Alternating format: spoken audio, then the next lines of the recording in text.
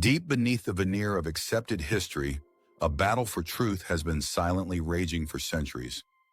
What if the story we've been told about humanity's origins, our technological past, and the very dawn of civilization is profoundly incomplete, or worse, deliberately obscured?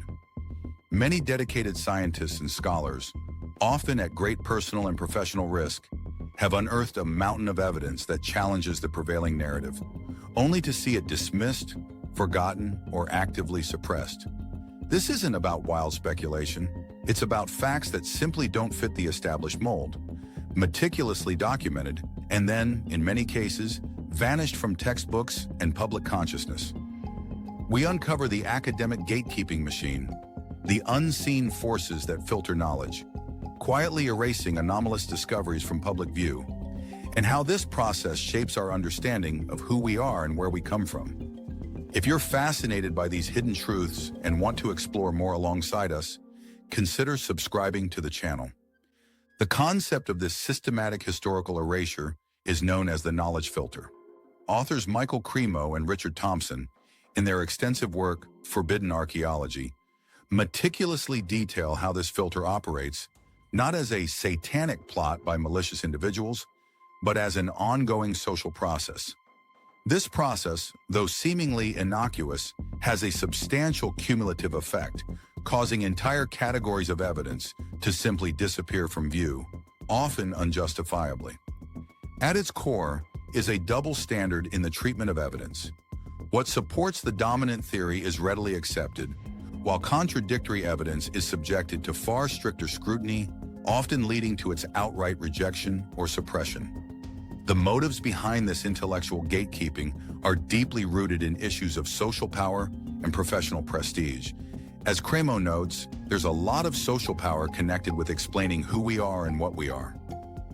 Those who hold this power are understandably resistant to any change that might undermine their authority and dictate the agenda of society. The Church of Progress, as some refer to the academic establishment, fiercely guards its version of history, seeing any challenge as a threat to its prerogatives.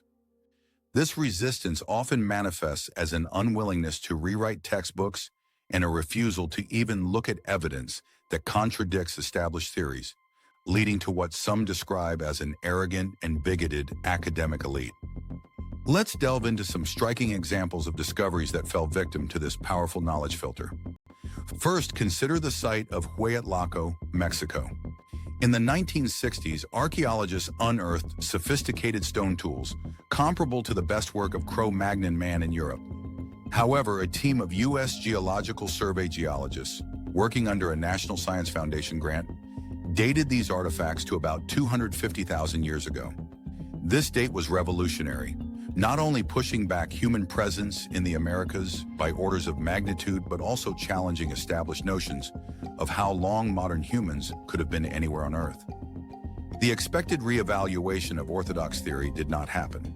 Instead, the lead geologist, Virginia Steen McIntyre, faced public ridicule, was labeled incompetent and a publicity seeker, and has been unable to find work in her field since.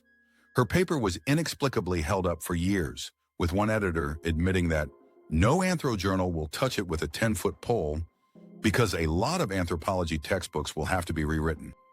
Next, the California gold mines offer even more ancient anomalies. In the late 19th century, deep in mine shafts under thick, undisturbed layers of lava, advanced stone tools like spear points, mortars, and pestles were found. The formations where these artifacts were recovered range from 9 million to over 55 million years old. William H. Holmes of the Smithsonian Institution famously dismissed this evidence, stating that if Professor Whitney, who reported these finds, had fully appreciated the story of human evolution as it is understood today, he would have hesitated to announce the conclusions. In other words, if the facts don't align with the favored theory, they must be discarded. One particular discovery, the king pestle, found firmly embedded in gold-bearing gravel under a basalt cap, was so irrefutable that even Holmes conceded it may not be challenged with impunity. Yet such monumental evidence remains largely ignored today. Moving north, the Shegianda site in Canada provides a stark illustration of professional retaliation. Between 1951 and 1955, Thomas E. Lee, an anthropologist at the National Museum of Canada, discovered advanced stone tools in glacial deposits, indicating a human presence at least 65,000 years ago, possibly up to 125,000 years ago. This contradicted the orthodox view that humans first entered North America only about 12,000 years ago from Siberia. Lee's experience was devastating. He was hounded from his civil service position into prolonged unemployment. His publication outlets were cut off, and the tons of artifacts vanished into storage bins. The site's director, Dr. Jacques Rousseau, was even fired for proposing a monograph on the discoveries. As Lee himself lamented, Shegyanda would have forced embarrassing admissions that the Brahmins did not know everything. It would have forced the rewriting of almost every book in the business. It had to be killed. It was killed. The suppression extends beyond stone tools. In South Africa, miners have, over several decades, found hundreds of metallic spheres from strata nearly 2.8 billion years old, with at least one sphere featuring 3 parallel grooves running around its equator. Despite their intriguing nature, the scientific community has largely failed to take note of these objects. Similarly, a shoe print in Triassic shale from Utah, dating back 213 to 248 million years ago, clearly showed the outline of a shoe sole with visible stitching and heel indentation, along with trilobite fossils within the imprint. Despite photographic and chemical analysis supporting its authenticity, scientists dismissed it as a remarkable natural imitation, or a freak of nature, refusing serious investigation. Even more astonishing are the semi-ovoid metallic tubes of identical shape found in Cretaceous chalk in France, estimated to be at least 65 million years old. Researchers who discovered them concluded that intelligent beings must have lived during that period. And how about human-like footprints dating back 360 to 408 million years ago in Carboniferous coal in Kentucky and other states? These examples, though difficult to credit within the current paradigm, hint at a past far richer and more complex than we're allowed to imagine. These are just a few examples of the immense body of evidence that contradicts current ideas about human evolution and civilization.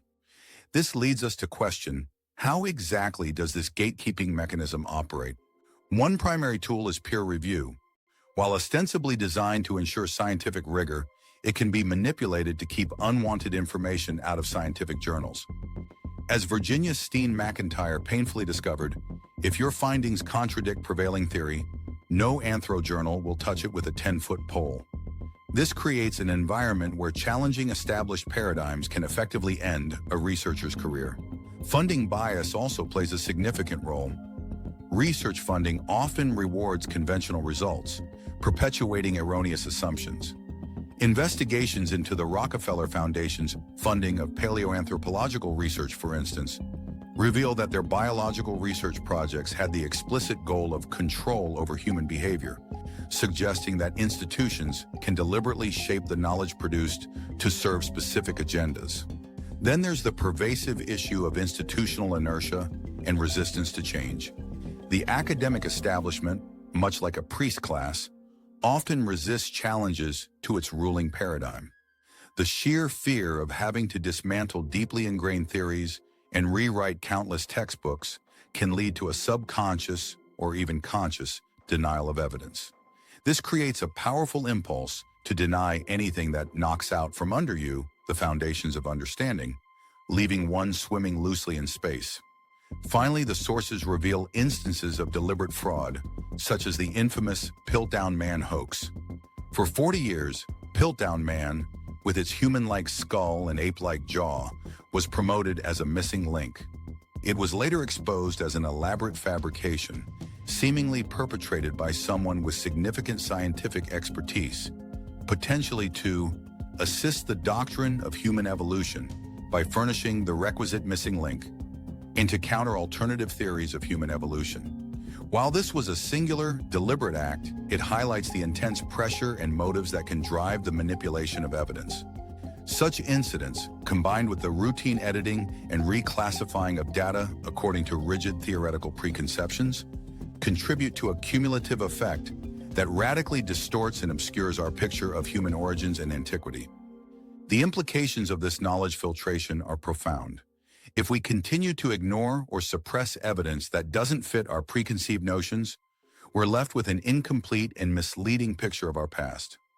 Immanuel Velikovsky, a rejected genius who made vast contributions to many disciplines, theorized about a planetary amnesia, a collective psychological defense mechanism that suppresses traumatic memories of ancient cataclysms.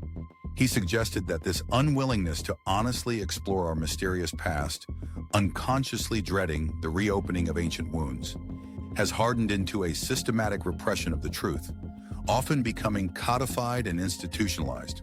Many ancient myths and legends, from Plato's Atlantis to global flood narratives, may encode memories of these very events in lost advanced civilizations, acting as messages from our past that we ignore at our peril.